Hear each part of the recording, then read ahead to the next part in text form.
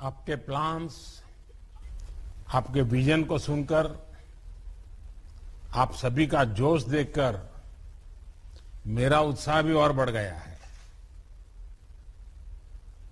साथियों, आज देश के दो महान सपूतों भारत रत्न श्री जयप्रकाश नारायण जी और भारत रत्न श्री नानाजी देशमुख की जन्म जयंती भी है। आजादी के बाद के भारत को दिशा देने में इन दोनों महान व्यक्तित्वों की बहुत बड़ी भूमिका रही है। सबको साथ लेकर, सबके प्रयास से राष्ट्र में कैसे बड़े बड़े परिवर्तन आते हैं, इनका जीवन दर्शन हमें आज भी इसकी प्रेरणा देता है। मैं जयप्रकाश नारायण जी और नानाजी देशमुख जी को नमन करता हूं, अपनी श्रद्धांजलि देता हूं। साथियों, 21वीं सदी का भारत आज जिस अप्रोच के साथ आगे बढ़ रहा है, जो रिफॉर्म्स कर रहा है, उसका आधार है भारत के सामर्थ्य पर अटूट विश्वास। भारत का सामर्थ्य दुनिया के सभी देश से जरा भी कम नहीं है।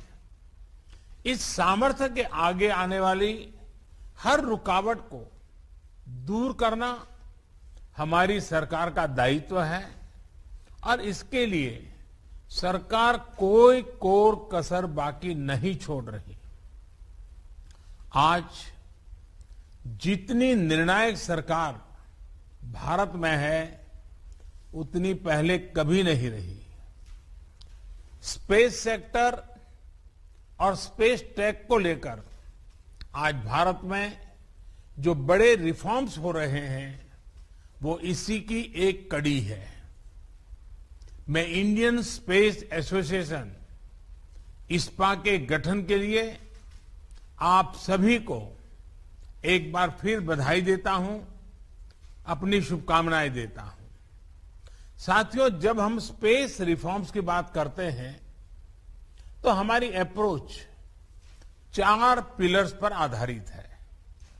पहला, प्राइवेट सेक्टर को इनोवेशन की आजादी। दूसरा, सरकार की एनेबलर के रूप में भूमिका। तीसरा, भविष्य के लिए युवाओं को तैयार करना। और चौथा, स्पेस सेक्टर को सामान्य मानवीय की प्रगति के संसाधन के रूप में देखना। इन चारों पिलर्स की बुनियाद अपने आप में असाधारण संभावनाओं के द्वार खोलती है। साथियों, आप इस बात को भी मानेंगे कि पहले स्पेस सेक्टर का मतलब ही होता था सरकार, लेकिन हमने पहले इस माइंडसेट को बदला और फिर स्पेस सेक्टर में इनोवेशन किए। सरकार, स्टार्टअप एक दूसरे से सहयोग और स्पेस का मंत्र दिया। ये नई सोच, नया मंत्र इसलिए जरूरी है क्योंकि भारत के लिए अब ये लीनियर इनोवेशन का समय नहीं है। ये समय एक्सपोनेंशियल इनोवेशन का है और ये मुमकिन तब होगा जब सरकार हैंडलर की नहीं, एनेबलर की भूमिका निभाएगी। इसलिए आज डिफेंस से लेकर स्पेस सेक्टर तक सरकार अपने एक्सपर्टाइज को साझा कर रही है। प्राइवेट सेक्टर के लिए लॉन्च पैड उपलब्ध करवा रही है। आज इसरो की फैसिलिटीज को प्राइवेट सेक्टर के लिए ओपन किया जा रहा है। अब ये सुनिश्चित किया जाएगा कि इस क्षेत्र में जो टेक्नोलॉजी मैच्योर हो चुकी है, उसे प्राइवेट सेक्टर को भी ट्रांसफर किया जाए। हमारे जो यंग इनोवेटर्स हैं, उन्हें इक्विपमेंट खरीदने के लिए समय और ऊर्जा न खर्च करने पड़े, इसलिए सरकार स्पेस एसेट और सर्विसेज के लिए एग्रीगेटर की भूमिका भी निभाएगी। साथियों, प्राइवेट सेक्टर के पार्टिसिपेशन को फैसिलिटेट करने के लिए देश ने इन स्पेस की स्थापना भी की है। इन स्पेस सेक्टर से जुड़े सभी मामलों में एक सिंगल विंडो इंडिपेंडेंट एजेंसी के तौर पर काम करेगी। इससे प्राइवेट सेक्टर के प्लेयर्स को, उसके प्रोजेक्ट्स को और गति मिलेगी। साथियों, हमारा स्पेस सेक्टर 130 करोड़ देशवासियों की प्रगति का एक बड़ा माध्यम है। हमारे लिए स्पेस सेक्टर यानी सामान्य मानवीय के लिए बेहतर मैपिंग, इमेजिंग और कनेक्टिविटी की सुविधा। हमारे लिए स्पेस सेक्टर यानी एंटरप्रेन्योर्स के लिए शिपमेंट से लेकर डिलीवरी तक बेहतर स्पीड। स्पेस सेक्टर यानी किसानों और मछुआरों के लिए बेहतर फोरकास्ट, बेहतर सुरक्षा और आमदनी।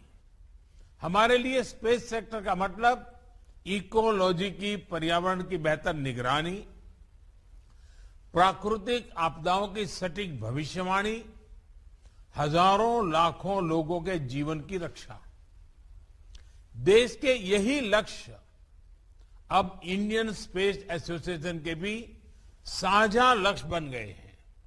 साथियों, आज देश एक साथ इतने व्यापक रिफॉर्म्स देख रहा है क्योंकि आज देश का विजन स्पष्ट है। ये विजन है आत्मनिर्भर भारत का।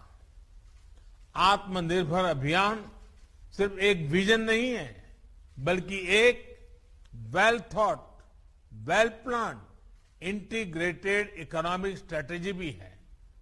एक ऐसी स्ट्रेटेजी जो भारत के उद्यमियों, भारत के युवाओं के स्किल की क्षमताओं को बढ़ाकर भारत को ग्लोबल मैन्युफैक्चरिंग पावर हाउस बनाए। एक ऐसी स्ट्रेटेजी जो भारत के टेक्नोलॉजिकल एक्सपर्टीज को आधार बनाकर भारत को इनोवेशंस का ग्लोबल सेंटर बनाए।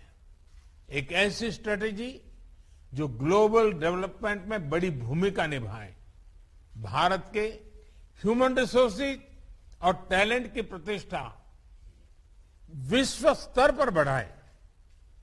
और इसलिए भारत आज अपने यहां जो रेगुलेटरी एनवायरनमेंट बना रहा है, उसमें इस बात का बहुत ध्यान रख रहा है कि देश हित और स्टेक होल्डर के हित दोनों को प्राथमिकता दी जाए। आत्मनिर्भर भारत अभियान के तहत भारत ने डिफेंस, कोल और माइनिंग जैसे सेक्टर पहले ही खोल दिए हैं। पब्लिक सेक्टर एंटरप्राइज को लेकर सरकार एक स्पष्ट नीति के साथ आगे बढ़ रही है और जहां सरकार की आवश्यकता नहीं है, ऐसे ज्यादातर सेक्टर्स को प्राइवेट एंटरप्राइज के लिए ओपन कर रही है। अभी एयर इंडिया से जुड़ा जो फैसला लिया गया है, वो हमारी प्रतिबद्धता और गंभीरता को दिखाता है। साथियों, बीते वर्षों में हमारा फोकस नई टेक्नोलॉजी से जुड़ी रिसर्च एंड डेवलपमेंट के साथ ही उसको सामान्य जन तक पहुंचाने पर भी रहा है। पिछले 7 साल में तो स्पेस टेक्नोलॉजी को हमने last mile delivery, leakage free और ट्रांसपेरेंट गवर्नेंस का अहम टूल बनाया है।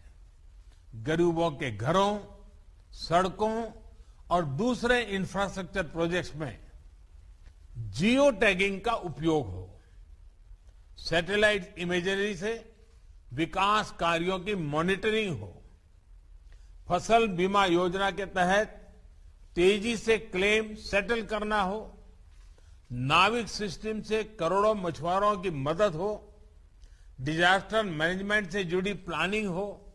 हर स्तर पर स्पेस टेक्नोलॉजी गवर्नेंस के प्रोएक्टिव और ट्रांसपेरेंट बनाने में मदद कर रही है। साथियों, टेक्नोलॉजी जब सबकी पहुंच में होती है तब कैसे परिवर्तन हो सकते हैं, इसका एक और उदाहरण डिजिटल टेक्नोलॉजी है। आज अगर भारत दुनिया की टॉप की डिजिटल इकोनॉमी में से एक है तो इसके पीछे एक बड़ा कारण यह है कि हमने डेटा की ताकत को गरीब से गरीब को भी सुलभ बनाया है। इसलिए आज जब हम कटिंग एज टेक्नोलॉजी के लिए स्पेस को एक्सप्लोर कर रहे हैं तब हमें उस नागरिक को याद रखना है जो अंतिम पायदान पर खड़ा है। हमें याद रखना है कि भविष्य की टेक्नोलॉजी से हमें दूर सुदूर के गांव में गरीब से गरीब को उत्तम रिमोट हेल्थ केयर, बेहतर वर्चुअल एजुकेशन, नेचुरल डिजास्टर से बेहतर और प्रभावी सुरक्षा, ऐसे अनेक समाधान देश के हर वर्ग, हर कोने तक पहुंचाने हैं। और हम सब जानते हैं कि इसमें स्पेस टेक्नोलॉजी का बहुत योगदान हो सकता है। साथियों, भारत दुनिया के उन गिने चुने देशों में से है जिसके पास अंतरिक्ष में एंड टू एंड कैपेबिलिटी है। हमने स्पेस टेक्नोलॉजी के सभी पहलुओं जैसे सैटेलाइट्स, लॉन्च व्हीकल्स, एप्लीकेशन से लेकर इंटरप्लेनेटरी मिशन में महारत हासिल की है। हमने एफिशिएंसी को अपने ब्रांड का अहम हिस्सा बनाया है। आज जब इंफॉर्मेशन एज से हम स्पेस एज की तरफ बढ़ रहे हैं तब इस एफिशिएंसी की ब्रांड वैल्यू को हमें और सशक्त करना है। स्पेस एक्सप्लोरेशन की प्रोसेस हो या फिर स्पेस टेक्नोलॉजी की एप्लीकेशन, एफिशिएंसी और अफोर्डेबिलिटी को हमें निरंतर प्रमोट करना है। अपनी ताकत से जब हम आगे बढ़ेंगे तो ग्लोबल स्पेस सेक्टर में हमारी हिस्सेदारी का बढ़ना तय है। अब हमें स्पेस कंपोनेंट्स के सप्लायर से आगे बढ़कर end to end space system की सप्लाई चेन का हिस्सा बनना है। ये आप सभी स्टेक होल्डर्स की पार्टनरशिप से ही संभव है। एक पार्टनर के तौर पर सरकार हर स्तर पर इंडस्ट्री को, युवा इनोवेटर्स को, स्टार्टअप्स को सपोर्ट कर रही है और आगे भी करती रहेगी। साथियों, स्टार्टअप का एक मजबूत इकोसिस्टम विकसित करने के लिए प्लेटफॉर्म अप्रोच बहुत जरूरी है। ऐसी अप्रोच जहां एक open access public control platform सरकार बनाती है और फिर उसको इंडस्ट्री और एंटरप्रेन्योर्स के लिए उपलब्ध कराया जाता है। उस बेसिक प्लेटफॉर्म पर एंटरप्रेन्योर नए सॉल्यूशन तैयार करते हैं। डिजिटल पेमेंट्स के लिए सरकार ने सबसे पहले यूपीआई प्लेटफॉर्म बनाया।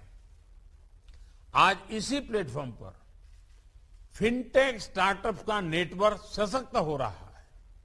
स्पेस सेक्टर में भी ऐसे ही प्लेटफॉर्म अप्रोच को प्रोत्साहित किया जा रहा है। इसरो की फैसिलिटीज तक एक्सेस हो, इन स्पेस हो, न्यू स्पेस इंडिया लिमिटेड हो, ऐसे हर प्लेटफॉर्म से स्टार्टअप्स और प्राइवेट सेक्टर को बड़ा सपोर्ट मिल रहा है। जियो स्पेशल मैपिंग सेक्टर से जुड़े नियम कायदों को भी सरल किया गया है ताकि स्टार्टअप्स और प्राइवेट एंटरप्राइज नई संभावनाएं तलाश कर सके। ड्रोन्स को लेकर भी ऐसे ही प्लेटफॉर्म विकसित किए जा रहे हैं ताकि अलग अलग सेक्टर में ड्रोन टेक्नोलॉजी का उपयोग हो सके। साथियों, आज 11 अक्टूबर को international day of the girl child भी होता है। हम में से कौन भूल सकता है भारत के मार्स मिशन की वो तस्वीरें जब भारत की महिला वैज्ञानिक इस मिशन की सफलता का जश्न मना रही थी। मुझे विश्वास है स्पेस सेक्टर में हो रहे रिफॉर्म इस क्षेत्र में विमेन पार्टिसिपेशन को और ज्यादा बढ़ाएंगे। साथियों, आज यहां आप सभी साथियों के ने अन्य बातों को लेकर भी अपने सुझाव दिए हैं। आपके इनपुट्स और सजेशंस ऐसे समय में आए हैं जब स्पेस कॉम पॉलिसी और रिमोट सेंसिंग पॉलिसी को फाइनलाइज करने का काम आखिरी चरण में है।